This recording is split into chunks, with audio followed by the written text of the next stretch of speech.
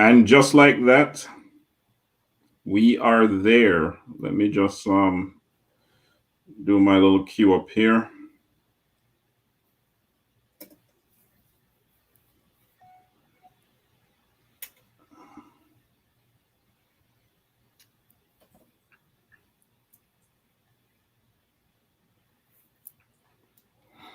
There we go. Good afternoon, everyone. Hope you're doing well out there. We're still dealing with the pandemic and COVID-19 and all the different things pertaining to that. And you gotta stay safe. Make sure to mask up, wash your hands. Those still, it's amazing that we've gone so far now, and you don't really hear a lot about you still hear a lot about masks and all those things, but the vaccines have taken over, so you don't hear much about washing hands. All of these things. Maybe where you live. Listen, no. It's everywhere. It's everywhere. All right. You don't hear much about some of the things that we started with. But the point is, I hope everyone is staying safe out there. All right. Make sure to do the things that you're supposed to do, including getting rest. All right. I'm big on all those things. Yes, rest is important. I know we're very caught up with other things, but rest is key. Your proper 8 hours, right? Convicted. 8 hours. Eating right. Okay. Maybe boost your immune system. Don't do one or the other. If you're not eating right and you're exercising, that's not going to be great. Oh my God. You've got to do both, even if it's in small increments. I know that this is a show that deals with money, but let me tell you what, your health is your wealth. You hear me? If you can't make money if you're not healthy. You can't enjoy the money. You can't enjoy it. Say it. That was convicting. Yeah. So, I know that we especially for individuals like us, we're coming from a black background, and we're in our community. We push hard, we work hard, and because we want to enjoy it later, but you want to enjoy it in a quality way, right? You don't want to be hobbling to enjoy. So true. All right. Welcome to Dollars and Cents, everyone. Of course, we are here for about an hour. We're on a tight schedule, but my apologies for us coming in a few minutes late. Keisha is doing some things. She's there, but she's sort of handling some things right now. If she can jump in, she will, but we just want her to be safe if she's going to do that. So she is on mute, and in both ways, audio and and video, but she can still hear us though. All right, just on this side. But shout outs to Keisha and all that she's doing. Road to Success for mortgage finance, or the mortgage financial, right? That's what it is. Yes. Road to Success. Love it. Don't do it, Wade. Don't do it. Okay. RTS Mortgage Financial. All right. Road to Success. Love it. Love the name. She's on Facebook. She's on YouTube. She's on Instagram. Right. Holler at the sister. Holler at her. She will get you set up. Great person. She is all about making sure that you're going to be successful. All right. Of course, we have here Mr. Wade Affleck, friend and financial guru.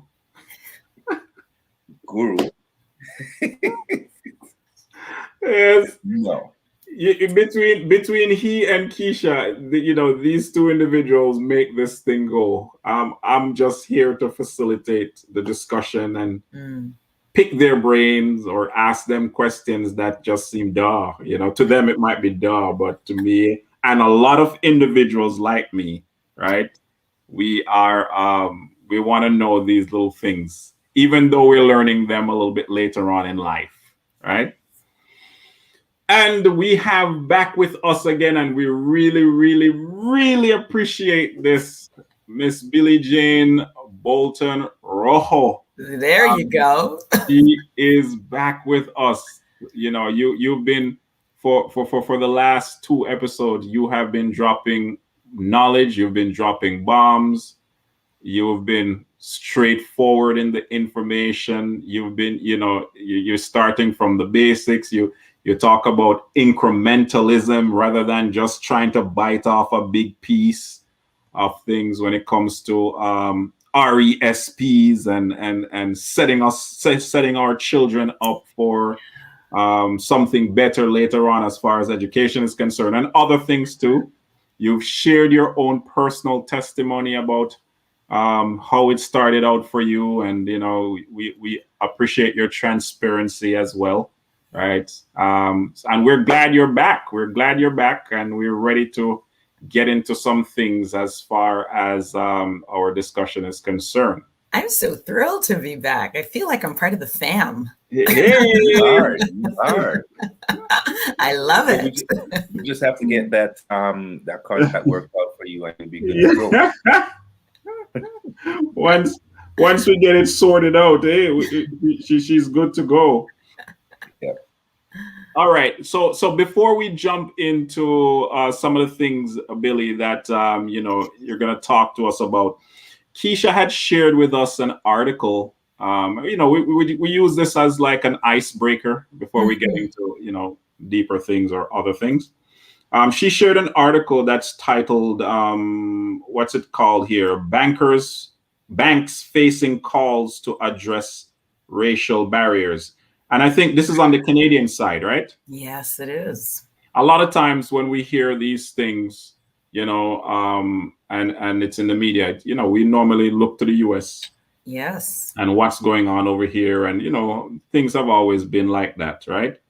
But we have these things in Canada as well. Well, we have it all around the world, right? We have it all around the world when barriers in different arenas when it comes to Black folks trying to access things, doing things.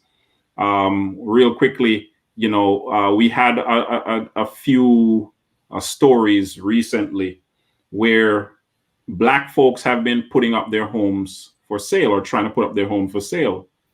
And when you are trying to get they're trying to see how much it would cost. Appraisal. Yeah, they're trying to get an appraisal, and because they're Black, the appraisal will come back as very, very low. Like, it's just ridiculous, right? In terms of the amount that they're hearing. Then they switch or ask a friend who's white to get an appraisal, and thousands of dollars more than what they were hearing before. So this particular situation here is just another story in the litany, right, of things that we often hear when it comes to Black people facing barriers. So, I mean, Billy, you wanna comment on this? I saw some information in here, but what are some of your thoughts? Yeah, it's really discouraging, honestly. And it's June the 22nd too, so this is just like now. Yeah, just now. And and it's true, we have to be mindful. We're thinking, oh, we're in Canada. When you hear these stories, oh, that's south of the border. No, there's stuff happening here. There's plenty of stuff here, even outside of our community. And I'm not sure if our Indigenous brothers and for our Canadians here who are seeing even the recent things that have been happening with our Indigenous brothers and sisters, we definitely have some serious issues here in Canada. And, sometimes we may not, and I have to say that I'm victim of that in that, I may not have had certain lived experiences, so I'm not aware that these things are out there. But a lot of times we're walking around blind, not aware that we are facing all sorts of barriers, and we just work to do our thing, but not even realizing that we're facing, anti-Black racism.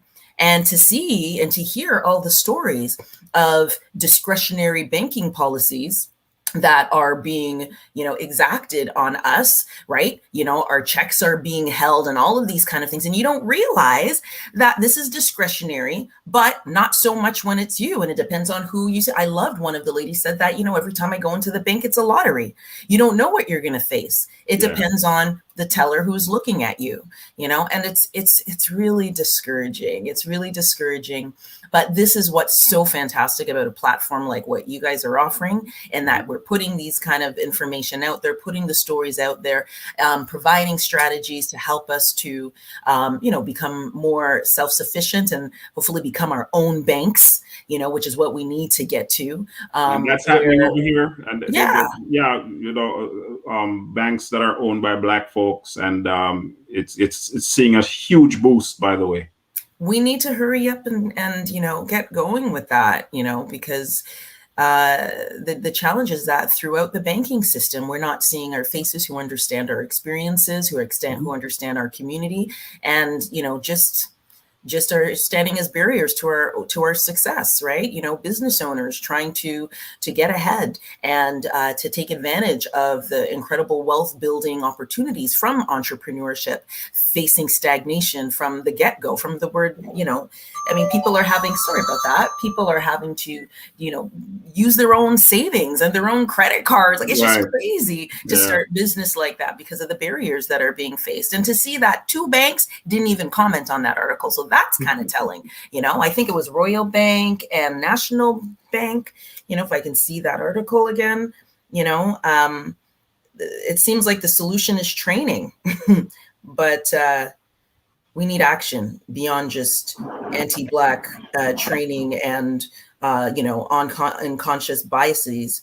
People are still getting in the way of the opportunity of a huge segment of our population, and that's Black people. And change really needs to happen.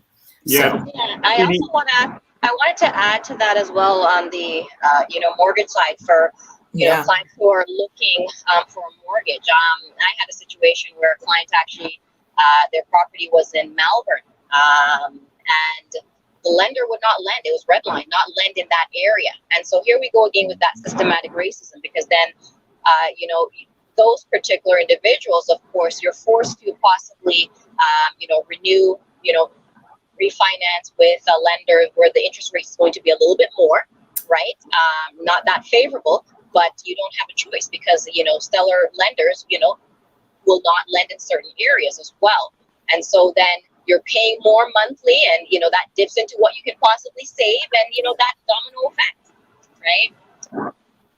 Right. And so what happens is you end up barely making it, and then and so the struggle continues, right? At least you own the home, but you're what, house rich and cash poor, so to speak. Right?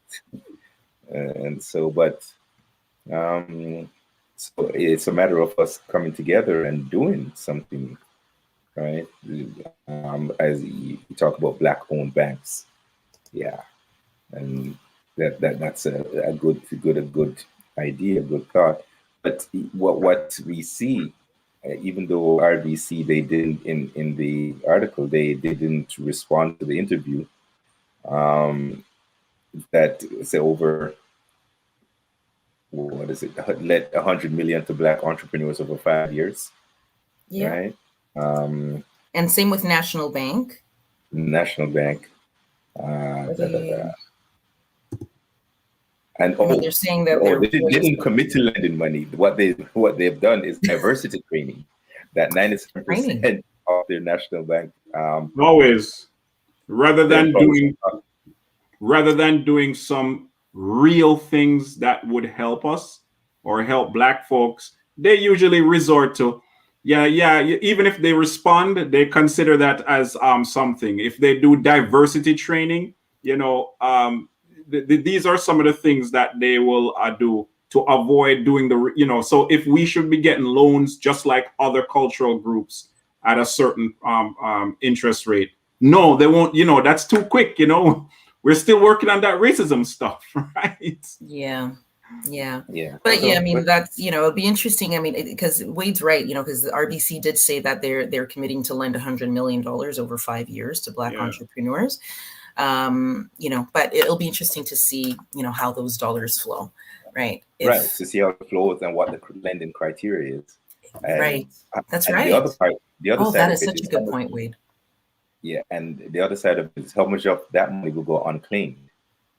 Because people may not, because the entrepreneurs who are going for it may not be able to meet those requirements. Right. Who knows? Devil's in the details. Yeah.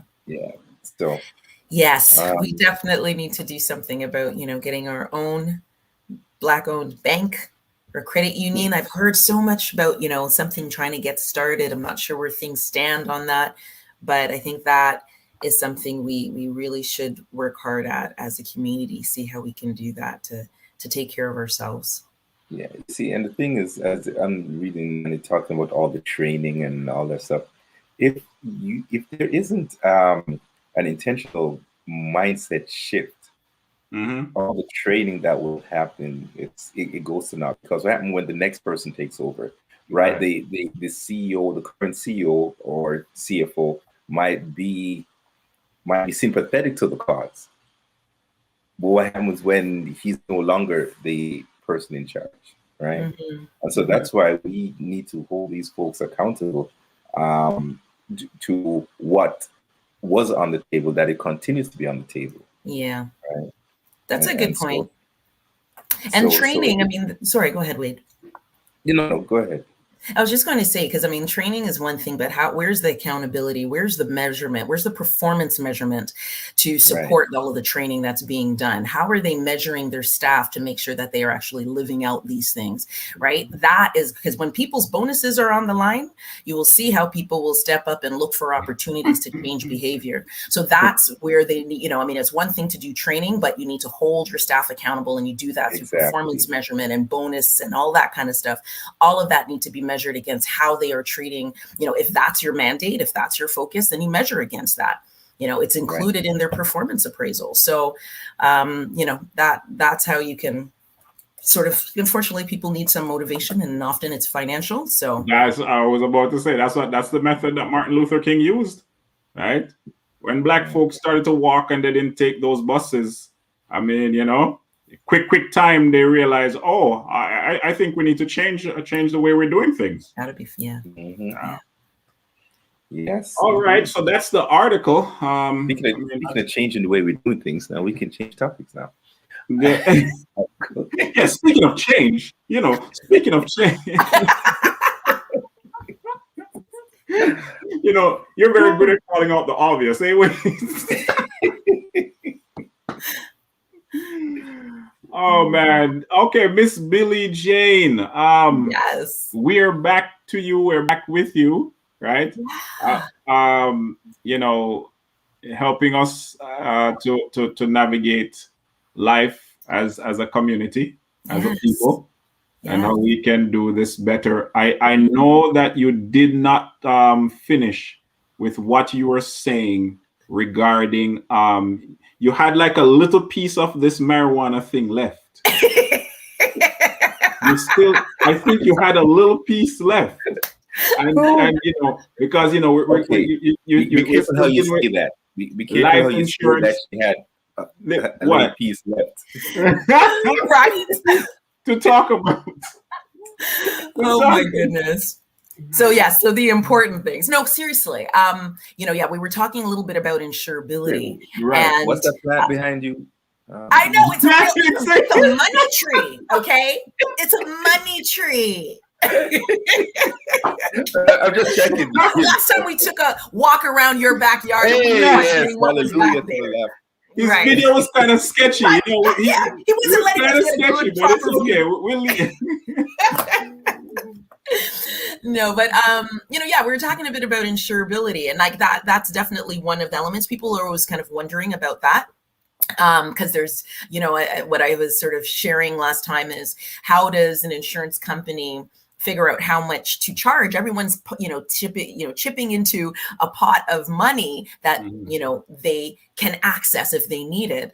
And so the insurance company has to figure out, well, how much do you have to pay versus, how much does KP have to pay versus Wade versus Keisha? And they look at a number of things to figure out. And really, they just want to know, what's the likelihood you're going to need this pot, right? And how soon you might need it. And how they figure that out, they look at one, our sex, because there's a difference in our health or mortality based on sex. So women are looked at differently. And the same thing is the next question is, are you a smoker or a non-smoker? You know, that affects mortality. And now marijuana is another question when they ask if you're a non-smoker, they're also wanting to know, you know, do you smoke anything else? Do you smoke marijuana kind of thing? Now, the thing is that they are actually, you know, quite liberal with it. Like I know one carrier, they said like, you know, 3 to 4 times a week is still considered like a non-smoker. Like you would still get standard rates. Okay.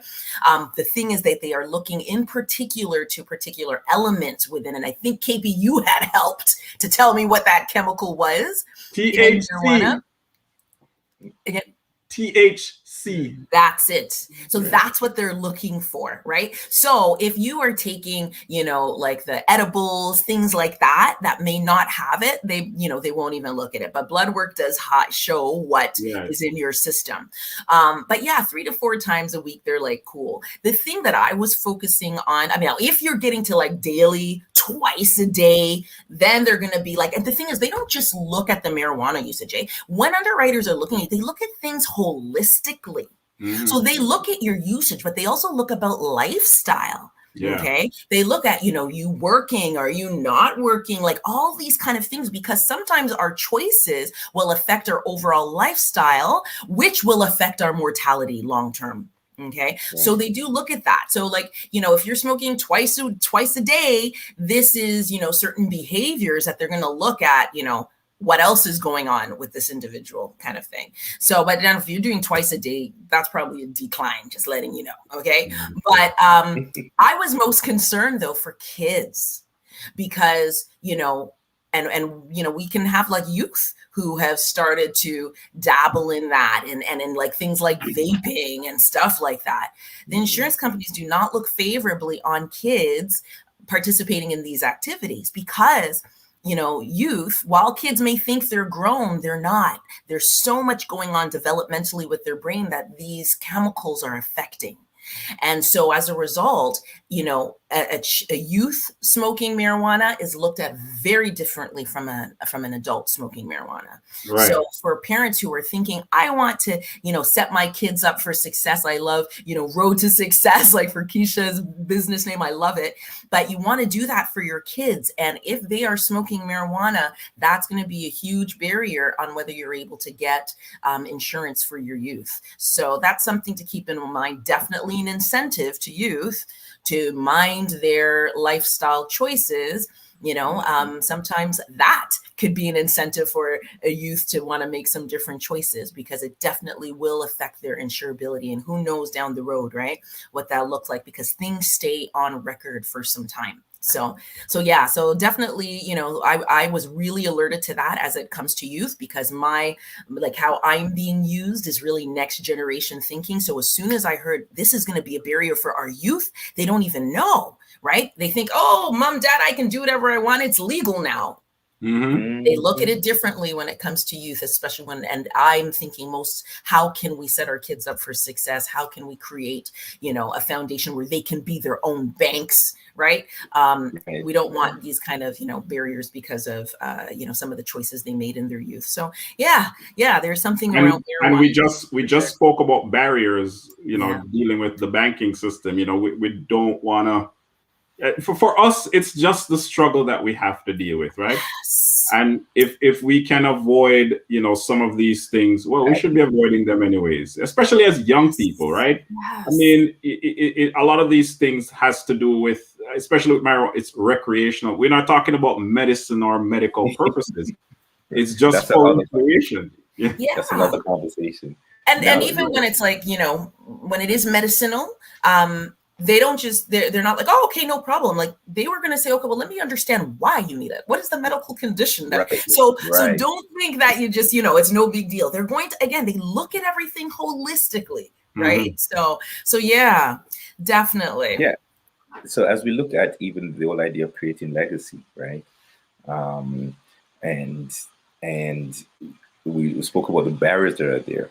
While these barriers are there, let's not do anything to add to those barriers, right?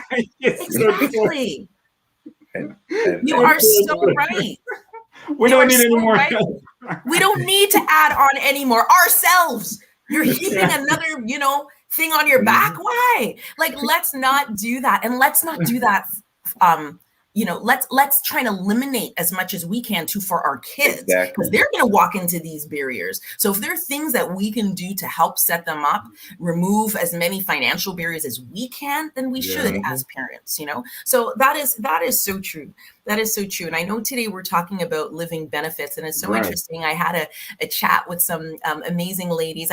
When we talk about some of these challenges, it's heavy on my heart, because I think too about the mental wellness that we face. And, we as a community, whether we're facing these, microaggressions, overt, racist experiences, all of these things weigh on us, and it does affect our health, from the mental wellness, then it takes its toll on our physical health, right? And so does finances. It is huge. It is like more than half of people don't sleep at night because of finances, right? So this discussion about living benefits, I think, is so amazing. And it's actually just from my conversation with the ladies who were talking about finances and mental health. The whole shift, was really talking about sort of like the pyramid of importance when you're talking about finances, and the base level, which actually aligns so amazingly with I guess a scientist. I don't know if he's a psychologist, Maslow. And the foundation is the basics, making sure, like, just in life, as we are progressing to what they call self-actualization, the basic first thing before you can even think about self-actualization is survival. You need to make sure you've got the basics, you've got the food and all of that kind of stuff. Well, when it comes to a financial standpoint, you want to make sure your cash management is in order. You've got your basics, you're handling the resources that are coming in on a day-to-day basis. The next level, when you talk Maslow, is safety, having shelter. Right?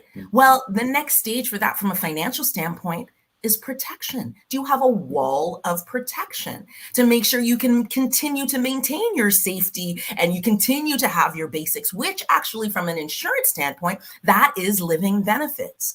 That's making sure, last time we were talking about insurance as a death benefit. So that benefits our survivors. Sure, we can tap into some of that today, but the whole purpose of it is for our survivors. Living benefits is for dealing with the today, which is that, next level of thinking in terms of reaching your self-actualization, is creating a legacy that you're passing on generation to generation. But first, you need to protect your here and now, and living benefits does that. Who gets the money? You do, right? Not your survivors. This is for you to continue to live, okay? Because we know that life throws us curveballs. COVID is a big curveball that we're all looking at, that's amplifying all sorts of issues in society right now, right? So when we've taken care of making sure we're handling our money, our cash, our resources as they come in on a day-to-day basis, we want to protect it so that we can continue to work towards self-actualization and build wealth and become homeowners and build business and have something we can pass on. But if life throws us a curveball, and you talked about it, what's the point of wealth when you don't have your health? If life throws us a curveball, that's a major barrier to you being able to do the things that you said you wanted to do for yourself, for your own future, and then for future generations to come. So quite frankly, this sort of turned on its head for me. I believe living benefits are actually even more important. That's you putting that gas mask on yourself first. Because if something were to happen that you get sick, if you get sick, and we know, I'm sure many of us know someone who has succumbed to cancer.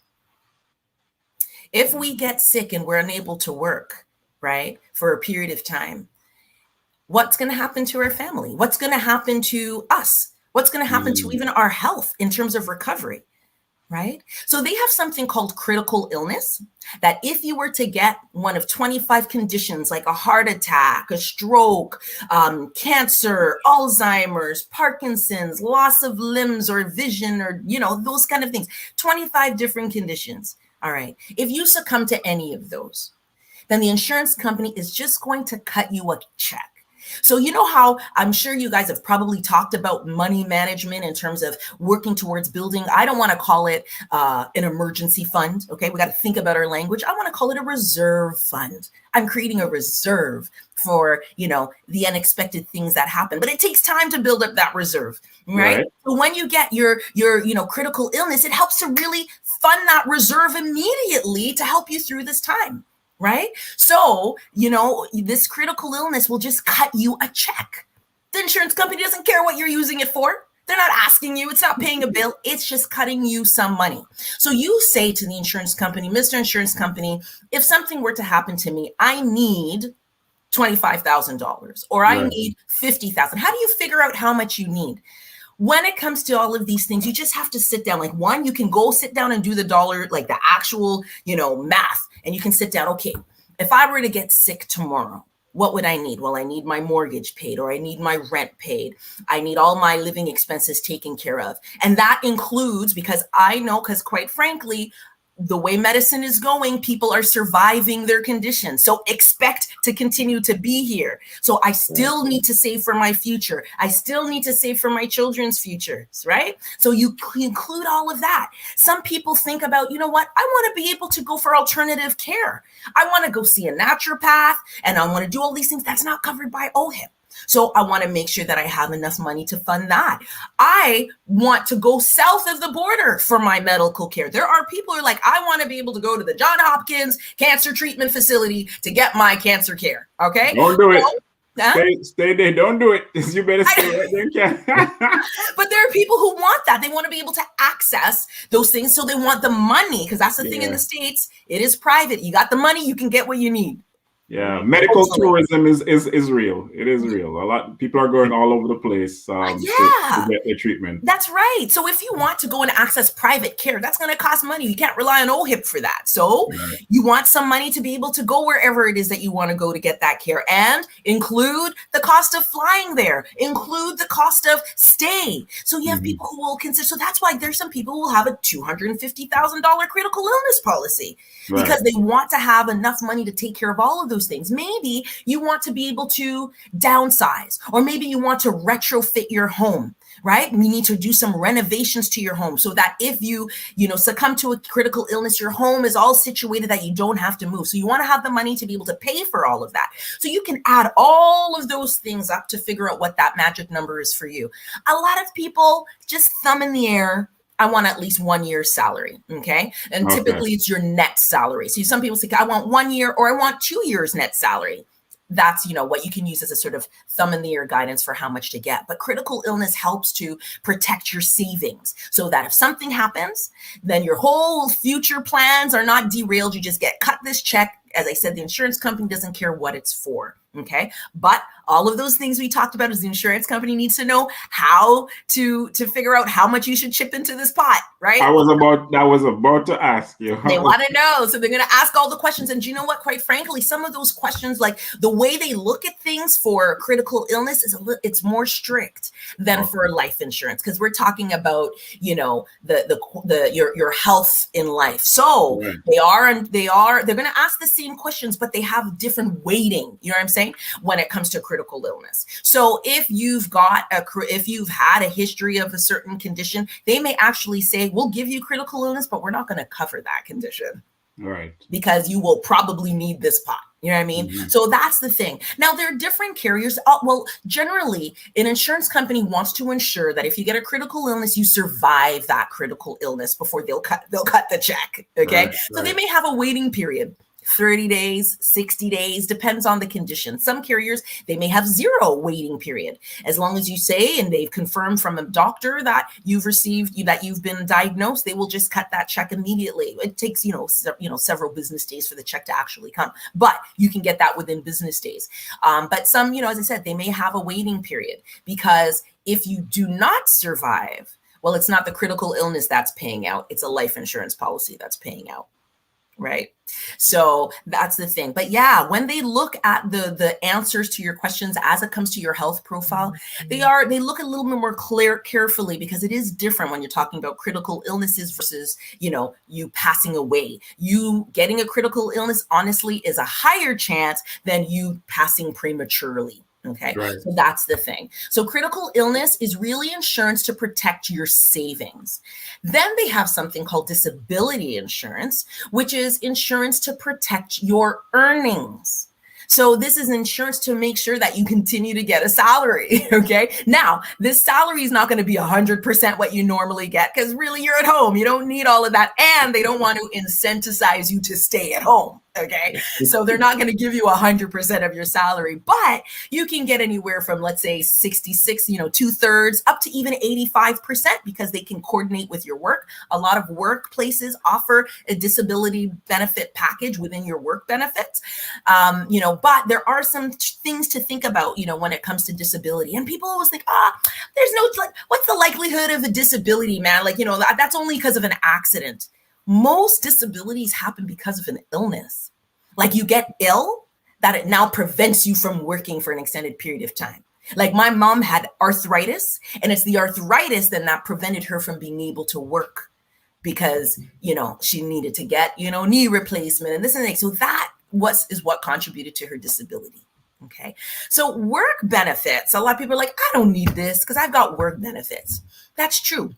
Work benefits, they call it long-term disability, and long-term is that they're expecting you to be home for an extended period of time. Usually there's short-term, which is usually less than, let's just say 6 months. Okay. But then beyond that, then that's considered long-term, right?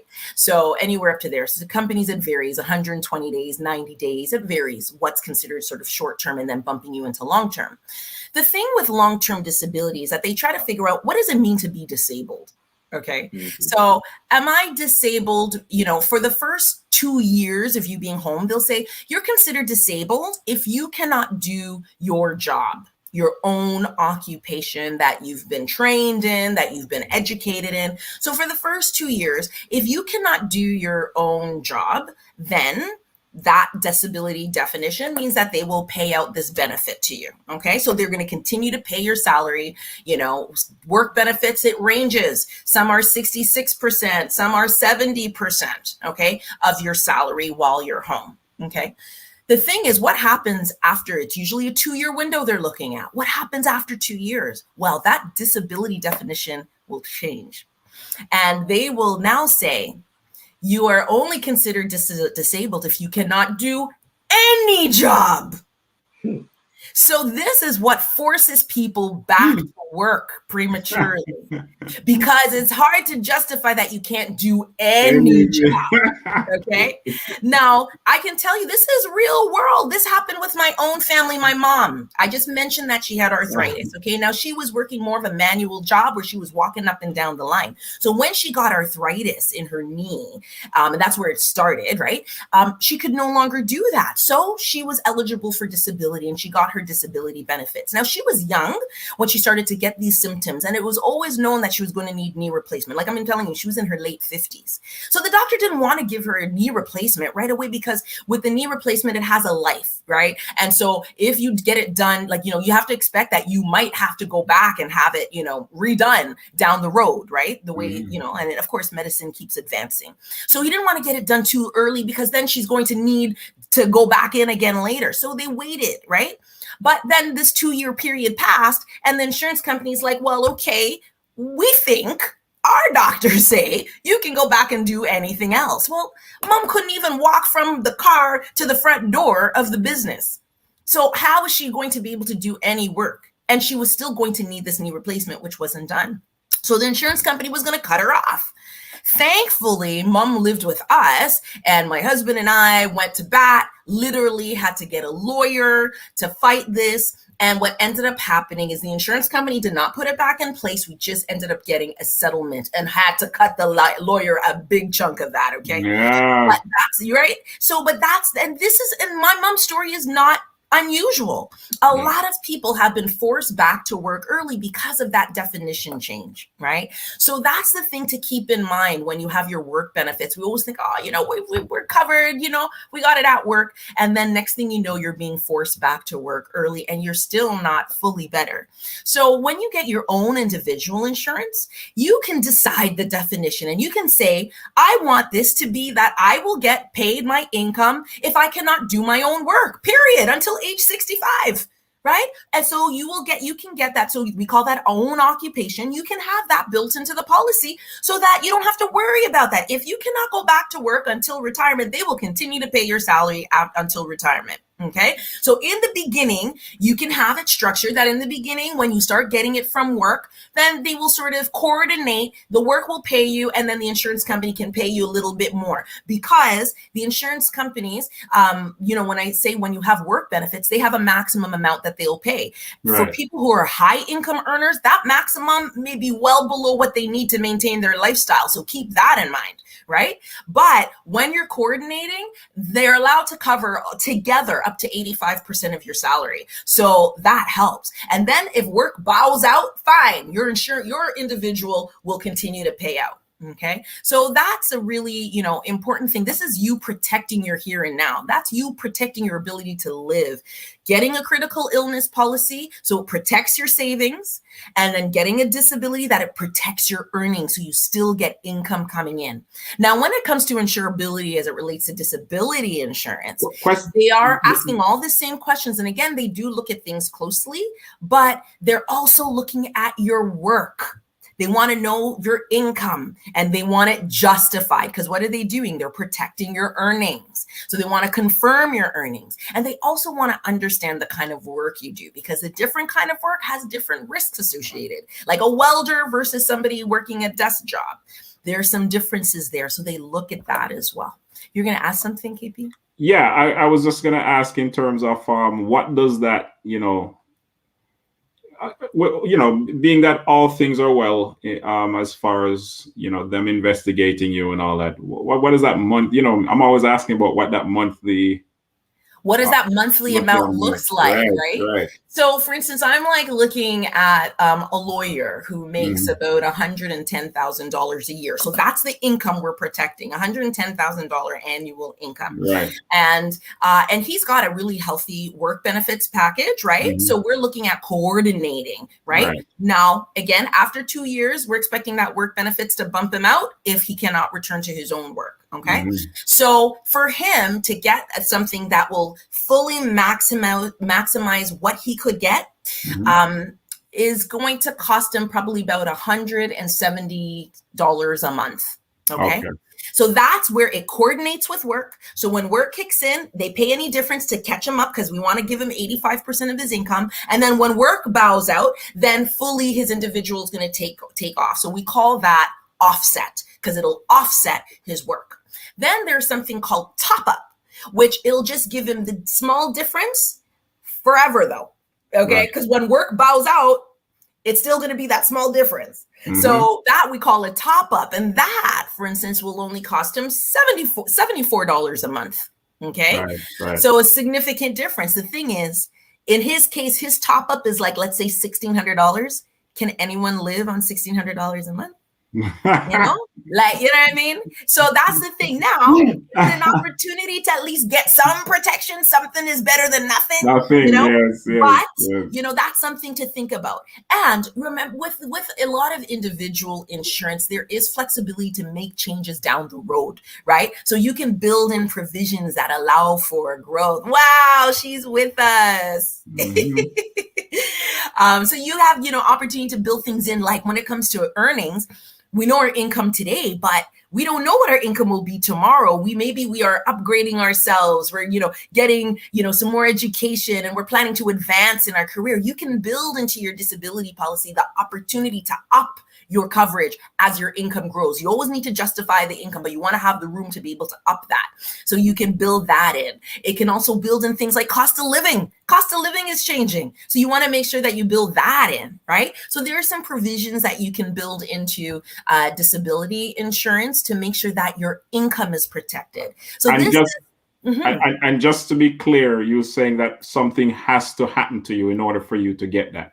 Yes, you have to justify, you have to show that you are disabled. So they will never take your word at it for any of these. Critical illness, disability, not taking your word for it. They want to know that from a physician that you are indeed disabled or you do indeed have a critical illness. And once you've shown that, then you get that coverage. I mean, and what if you're good? What if you're good from now until whenever, right? Until age 65. But, really, it's until age 65, which is really our income earning years, right? So it's protecting your income until retirement. The thing is that no matter what, throughout that whole journey, though, you need to still be showing that you are still, because to be disabled means you're also under medical care. So you do need to still show that you are, still disabled and still under care, and they will, continue to give you benefits. And once you reach that age, so that's you've paid all that. Yeah, so at age 65, now it's done, right? Yeah. At age 65, it's done. But same thing, if you were actually working, age 65, it's done. So sorry, guys. Yeah. At age 65, hopefully, maybe freedom 55, you're done working. So it's the same thing. So right now, so what happens is basically until age 65, the insurance company is your employer. Think about it that way. So once we reach 65, we're now retired. Now we're cutting to the next stage of life. Right? So the nice thing with the disability insurance is that you continue to get an earning, so you can continue to still do all the amazing things you wanted to do, just to invest, to get property, to do all those things that you could do to live, right? And continue all of those ambitions so that you can still build a legacy that you can pass on. So once we're now age 65, we're no longer getting those benefits, but we had been good and diligent in taking the money that we were earning and continuing to, build the future for ourselves that we would have built if we were actually still working and did not, have the unfortunate circumstance of a disability. So that money is you know that you've reached that age, you can't take that money that it was just there for just like insurance purposes. That's where you work. So when you say take that money back, what do you? No, I'm just, when I say take it, but sorry, I mean, you have to be injured or something happens to you in order to get that. But you've been okay. All right. Exactly. So it's just like really like insurance in general is that you get to tap into this sack of cash in case you need it. So in the case of disability, you get to tap into this in case you can't go back to work because of disability for an extended period of time. If you have you've got a bag of cash, you get to tap into it in case you get a critical illness. Okay, so you can tap into that. And of course, the ultimate is you can tap into money in case you transition, which we all will eventually. That's why permanent policies are great, because you've got that for life, right? But we know that, you've got that circumstance as well. And insurance is really, that's really the idea of insurance for any purpose. We're just talking about specifically life and living. But that's really what insurance is, whether it's car insurance, you're tapping into funds in case something happens, with the vehicle and people involved in an accident, property insurance, a house, you're tapping into money in case something's happened to your home, business insurance, you tap into money if something's happened to your business. So it's this exact same sort of principle, except what are we protecting? We're protecting ourselves, our livelihood, we're protecting our lives, we're protecting our legacy that we're building. So really, living benefits should really be a first priority. Most of us don't know about it. We only think about, if something happens to me, my family, but what about your today? Right? As business owners, we should have it because everything's dependent on us, right? If something happens and I cannot work, that's no income. I only eat what I kill. And so if I can't go out and kill, there's nothing coming in. So it's so important that we put that gas mask on us first in life so we can live and do all those things that we want to do for generations to come. Right. So that's sort of the shift in perspective, especially as we talk. Remember, I correlated, cash management and then protection and this sort of pyramid towards legacy building and now passing on something great to the next generation. Similar idea in terms of that move towards self-actualization. Right.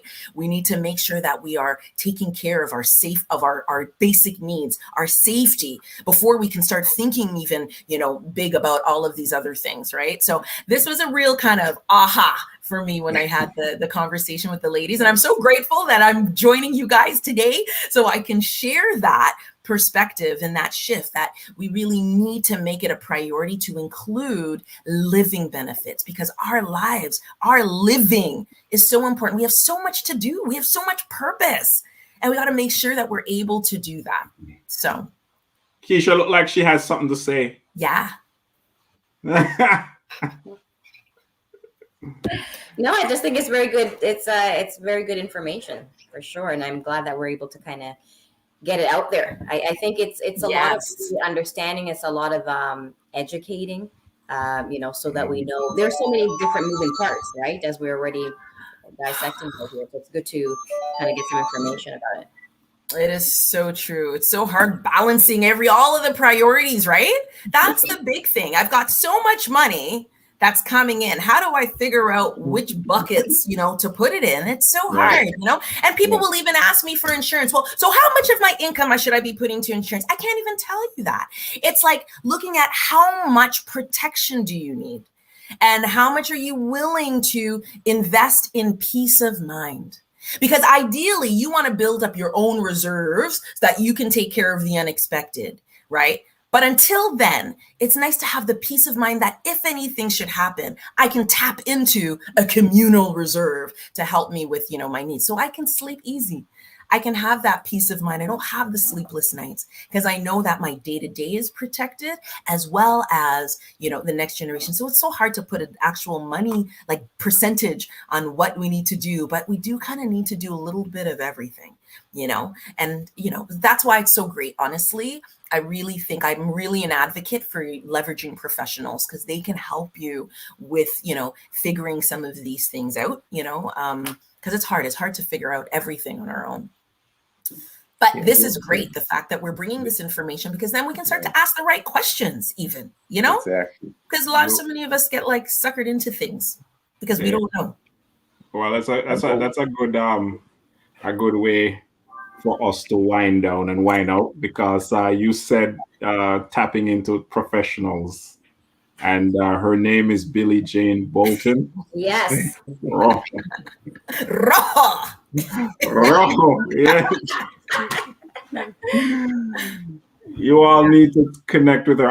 Billie, I've already posted your information. Awesome. In the chat window. Cool. The email address, website, phone number. Yes. Right? Awesome. So individuals will be able to see it there and talk to you. Yeah. It's all about getting the information and the education. No matter how you get your information, my whole priority is to educate first and foremost, because I want you to understand what it is that's important to you and understand how that works. And then you can make the best decisions for yourself that you're like, yeah, I get this and this is what I want to do. And then I'm just your guide, right? So, we talked about in terms of 2 living benefits. There's one more called long-term care. We can leave that for another time. People don't even think about it. It's not so huge here, but I always just want to plant the seed about, what's there. So maybe next time we can have a chat more about that as we talk about insurability as well. Look at this. Out comes the pink red book. I can accept what you just said, Billie, other than Wade and Keisha, right? You give me an out. Okay, but they're just they don't give me an out. Okay. There's nothing wrong with having a pink book, guy. The lady said pink red book, sir, please. Red. No, she just said red for your benefit because you think it's red, but Oh boy. Billie-Jane, that was very informative. Yes. Now, one of the questions that I had, but we can look at this another time, is I've spoken to individuals who have made claims and then their insurance cut them off after cut them the check. Was it a critical illness scenario? Yeah, I don't know the exact scenario.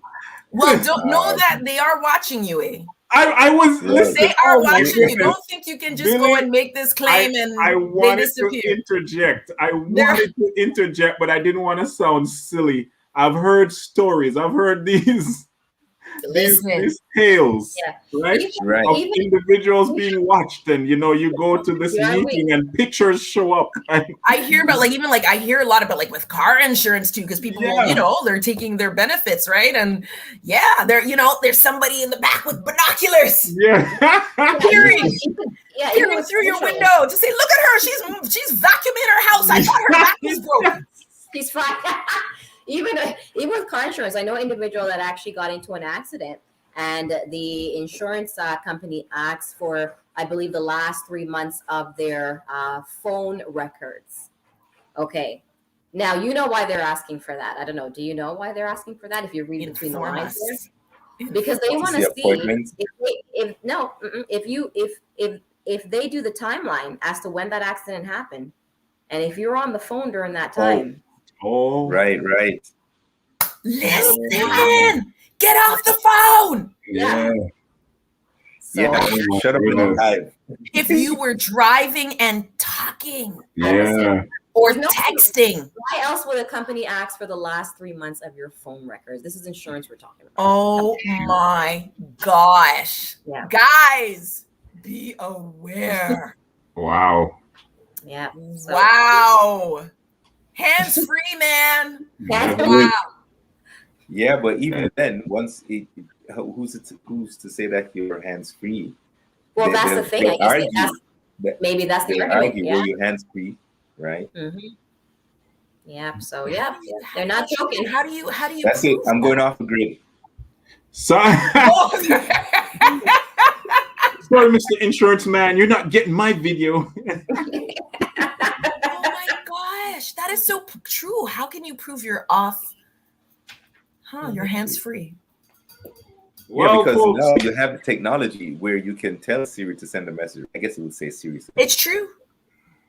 Yeah. You don't need Will it say something to say? Listen, insurance companies, they will get lots of info, but even still, they're watching you after the fact. That's watching you what you were doing before, right? But they are watching. Because there are people who will say they're trying to protect their money too, right? Hey, listen. Remember, it's a pot of cash that we've put in. Well, I was about to say. I mean, all that money we give them, I guess they're protecting that for us. Okay. Yeah. I thought of it after. Well, actually, it's maybe our money. Yeah. It is. It is. Well, it is all our money. We all put it into the pot, right? So. Yeah, we pay the government the taxes, and then you in the news that the government is using their money. Which money? Which money are they using? You mean my money? Yes. No, the taxpayers' dollars. Yeah. That's our money. This was good. Yes, it was. I mean, we are always happy to chat it up with you.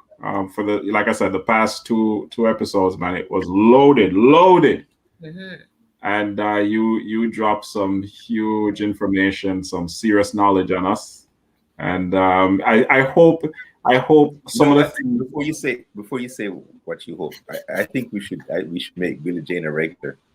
Listen, I'm for it. Okay, I love you guys. You need more estrogen. It's done. You want to balance it out. We got to balance this out, man. We got to balance out. Yes. Okay, it's done. It is done, man. It is done. You're God opened that Thursday for a reason. God opened that Thursday for a reason. And thank you for inviting me. I love it. Next time, we're going to talk about, I told you we were going to talk about long-term care, but we're also going to talk about, before we go on from the living benefits, we're talking about, I said, put a gas mask on first, but you can also then put it on your kids. So we're going to talk about CI and even disability for the next generation. Put that in the pink book. Some legacy. Put that in the pink. Insights. So mark it down in the pink red book for next time. All right. Well, once again, we are bringing knowledge and opportunity to those in our community. That is what we're here for, and we want to continue. And you've just been a part of. You've experienced it live. We've. You never know what happens in live land. We've added enough. Exactly. That's what happens when we do things live, okay? If we're gonna be live, we're gonna be live, people. Let's go. Exactly. In front of your face, not behind. All Yeah. right. Hey, Right. here's another one. We're just black, you know. This is how black people. This is how we do it. That's how we roll, man. Let the spirit move. That's right. Take it That's away. right. What you got to say?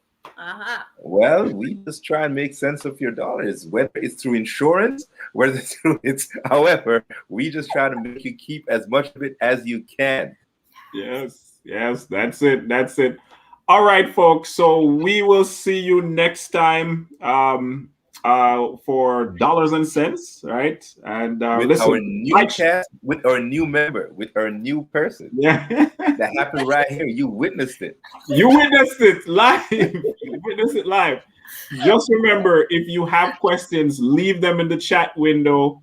Hit us up on YouTube and Facebook and YouTube. All right. Subscribe. Dollars and Cents team. All right. And also, go ahead. If you're someone that's watching or you know someone who has some information, once again, bringing knowledge and opportunity to those in our community, let us know or contact us. We want to have you on here. We want to be able to share that information. That's what we're here for. Yeah. This is Canadian content. So, we're leaning more towards that side, but we don't know. We'll see. We'll see if, oh my gosh, it'd be so interesting to find out about financial awareness south of the border for anyone who's wanting to go down south, right? Yes. Like you, picking mangoes from your backyard. Listen, girl, let's go offline. I got a whole bunch. All right. See you all next time.